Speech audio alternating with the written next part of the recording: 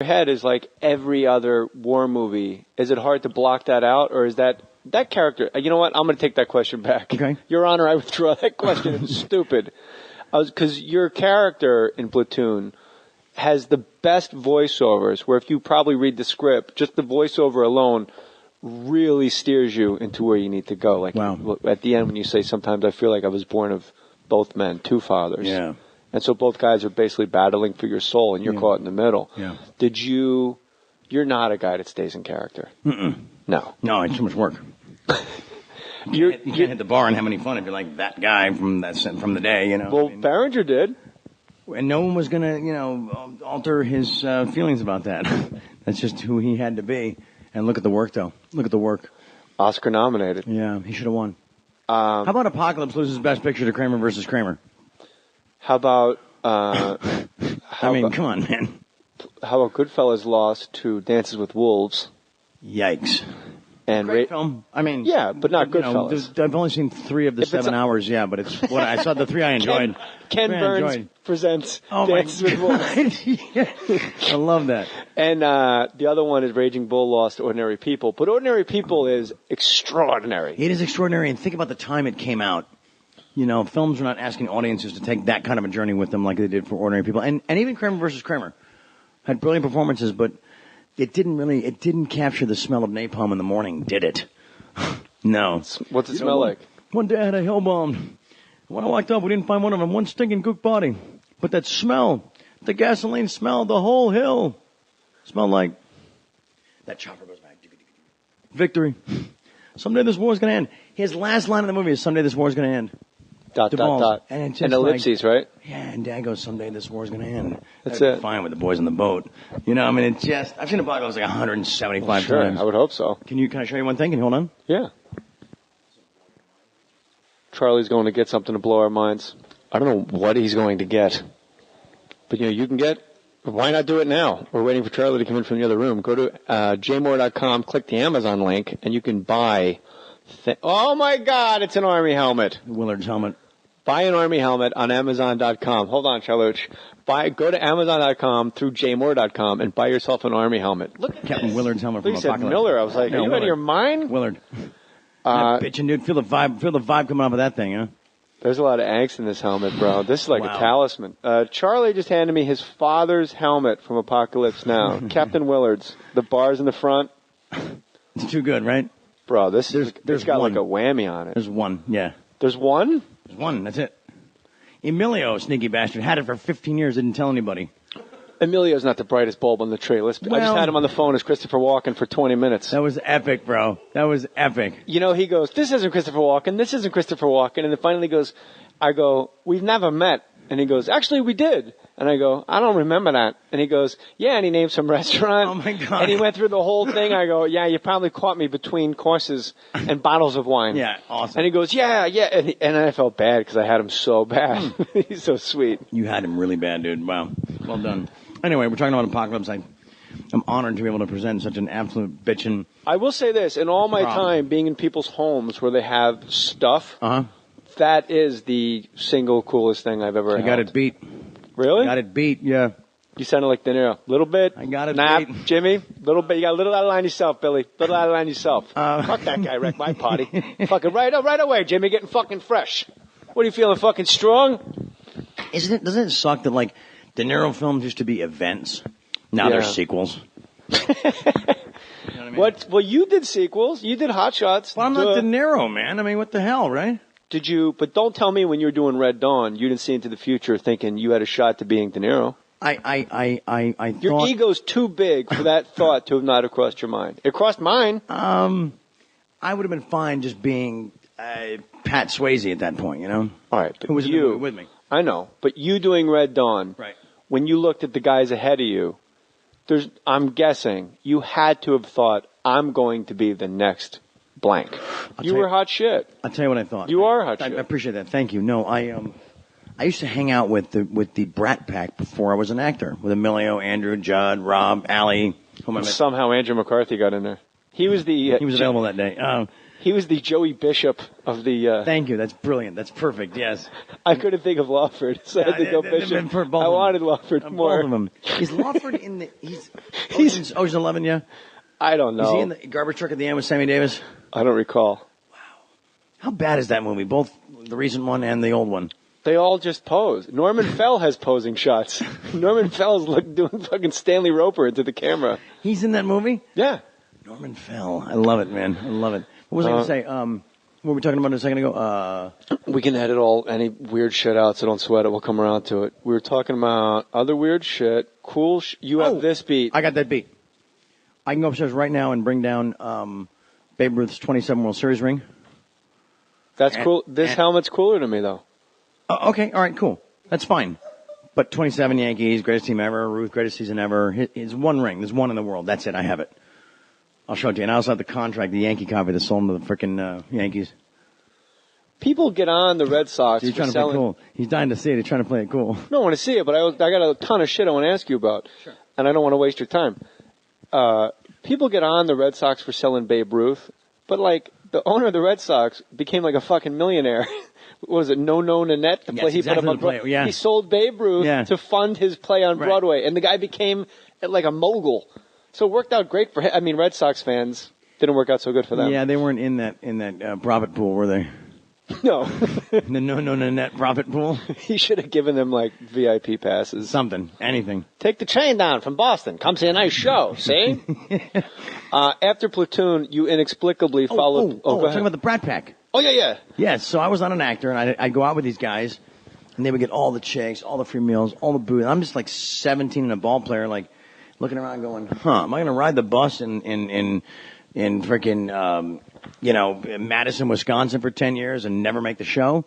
Or am I going to jump into something I can really fucking potentially have a shot at, And I decided not during a movie, but at those dinners when I got ignored like somebody's leprosy-riddled stepchild, I was going to eclipse all these guys. So it was a competition. That's when I made the decision, yeah. And it started as a competition. Yeah, because I didn't care about my craft or my thing. Blah, blah. It was all about women and money. It still is. Well, yeah. It is. Sorry, it is. Women and money. Was there why do people become famous? Because you want attention. Money and a bunch of hot chicks, First you get the bitches, then you get, what is it? What's the rap song? First you get the money, then you get the bitches, then you get the power, and then you get the pussy. Yeah. Something like that. It's first you get the money, then you get the power, then you get the women. Yeah. Power before women, right? Yeah. Was there ever... I went to Columbia recently, right? Just because I always wanted to see it. A friend of mine said that... the country? Yeah, Country Columbia, or the college? The country, and my girlfriend said that when... our girlfriend of mine said... She's a comedian. She says when Charlie Sheen left Columbia, they just renamed it Charlie Sheen. It's so silly. Charlie Sheen doesn't need oxygen or food. He just cocaine. How much of your money did you see in Colombia? Did you see nice new parks named after you? There was one, but it was in Spanish. I couldn't interpret it, But the seesaw, Mr. Sheen, the seesaw was nice. Yeah, you can make chunky rails on a seesaw. I like to think the embassy goes, Mr. Sheen, we are so indebted to you. Literally. Oh, Mr. Sheen, you should see our new sports arena that you paid for. Columbia is a beautiful place. Was there a time in your career where it was about the craft? Yes. There had to have been a window between. Yeah, I'm one of these weird guys that actually watches my work so I can learn from it and be better, Platoon, certainly you must have watched and went, whoa, I'm tapping up against some great shit I thought here. I had 3 moments.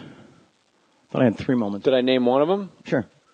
Oh, did you or can you? Just now, did I name with the special boy? Was that one of the ones where you went, whoa? Yeah, the other one is a sort of a private moment, and it was because Oliver's gnarly. He's such a Oliver Stone. Yeah, he's like the greatest head coach. For those of you that somehow didn't follow that, he's the greatest head coach that you hate all year long until you're celebrating the freaking championship. Bill Parcells. Thank you.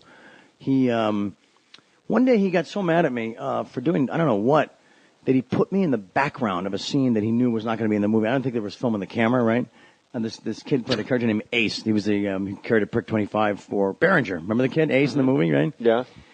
And he's got me literally carrying water pails on the end of each stick strung across my shoulders, right? And it weighs 90 pounds. I'm like $140 at the time. And he's got me literally going through the background of a 4-page monologue. And he yells at me in front of everyone. He says, "What the hell was that? You look like freaking Mark Hamill back there." And I said, "Thank you. I'm a huge Star Wars fan. Right on."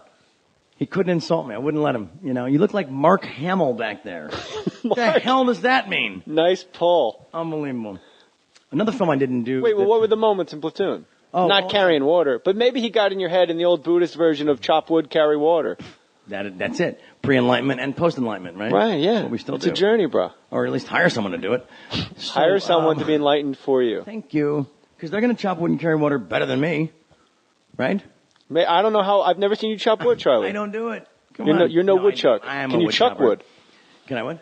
What can you chuck wood like a woodchuck? wood. You can throw some ass. I know that. So check it. So there's a scene where I'm hidden behind something, and there's a guy coming out of a spider hole. Right? I got to throw a grenade and blow his ass up. Right?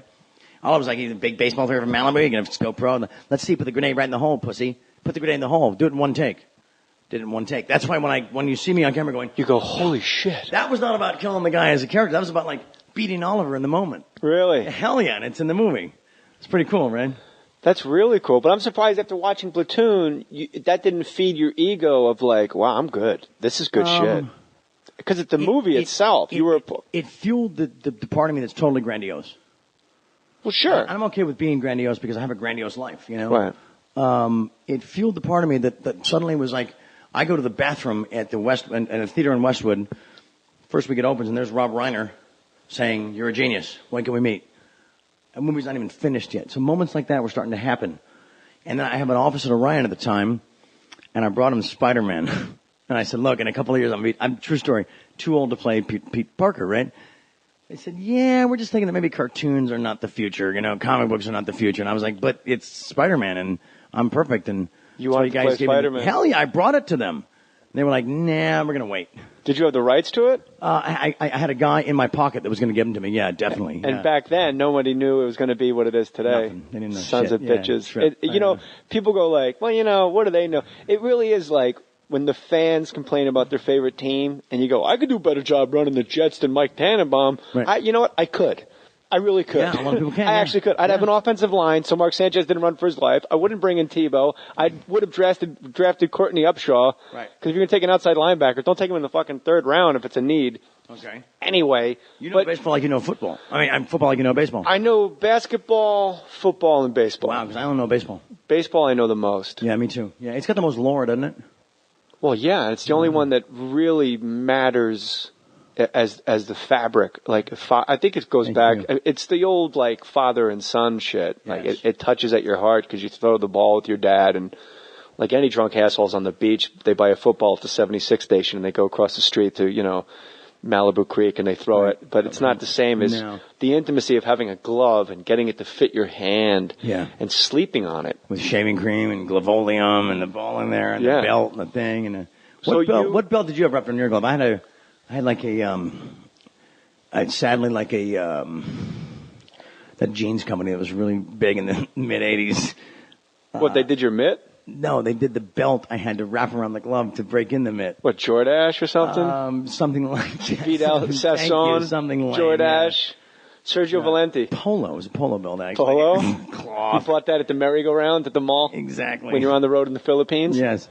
Speaking of playing catch, father-son, Dad has a heart attack during the apocalypse. You know this, right? Yeah, I want to know where the dailies are of fucking Keitel as Willard. Thank you. Where are they? Look! Never get out of the goddamn boot!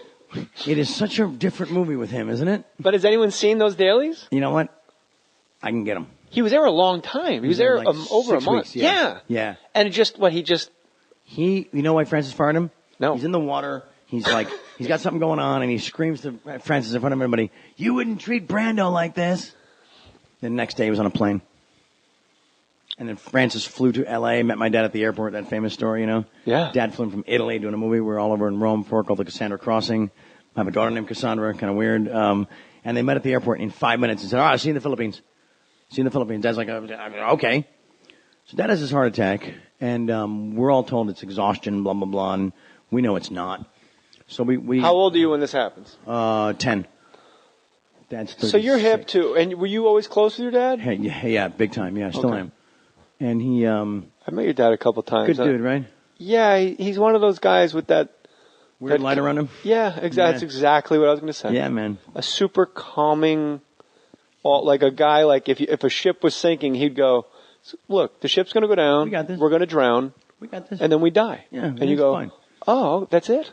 Sure. Thank you, Jim Jones. I mean, Martin Sheen. Yeah. Children, please, if we can live in dignity, we can die with it. Please, Wow, children. From that movie? Yeah. You're an encyclopedia, bro. Of This is crazy. Of nonsense. Wow. Oh, so we land the other day. I fly into this thing. I won't get totally off track. And we land. Everybody's like, hey, great landing. And I say to the whole plane, welcome to Italy. Nobody got the reference, dude.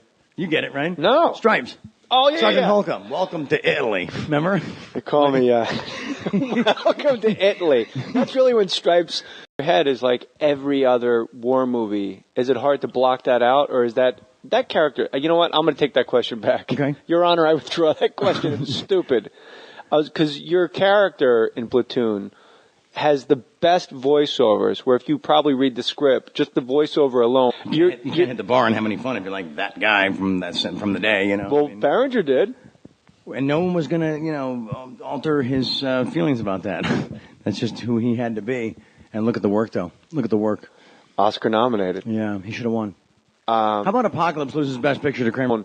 Really steers you into where you need to go. Like Wow. At the end when you say, sometimes I feel like I was born of both men, two fathers. Yeah. And so both guys are basically battling for your soul, and you're caught in the middle. Yeah. You're not a guy that stays in character. Mm-mm. No. No, it's too much work. Oh, Dances my with Wolves. God. I love that. And the other one is Raging Bull lost Ordinary People. But Ordinary People is extraordinary. It is extraordinary, and think about the time it came out. You know, films are not asking audiences to take that kind of a journey with them like they did for Ordinary People. And even Kramer versus Kramer had brilliant performance versus Kramer. How about... come on, man. How about Goodfellas lost to Dances with Wolves? Yikes. And Great film. I mean... Yeah, but not Goodfellas. I've only seen 3 of the 7 hours, but it's what I saw the 3 I enjoyed. Ken Burns presents